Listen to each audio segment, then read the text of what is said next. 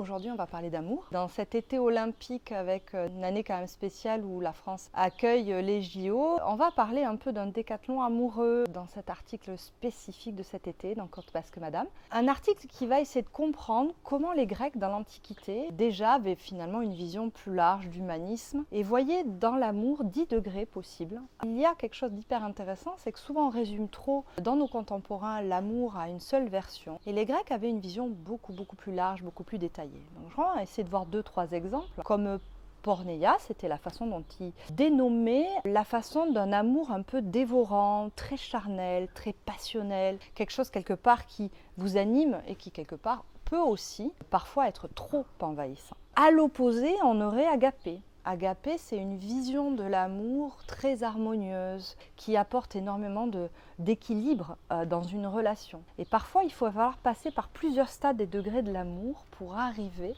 à une espèce d'amour ultime, d'harmonie. Et souvent, les couples n'en sont pas vraiment au courant, mais vont passer dans plusieurs stades de la relation, dans plusieurs degrés de différents amours pour apprendre à mieux se connaître, à savoir où ils ont envie d'aller ensemble. Cet été, on va vous amener sur un quiz numérique. Avec un petit QR code, vous allez pouvoir, du magazine, aller vous saisir de ce quiz de l'été spécial amour pour essayer de comprendre où vous en êtes vous, dans votre amour, dans votre couple, dans votre relation aussi à vous-même. Donc, je vous invite à aller jouer sur cet été amoureux.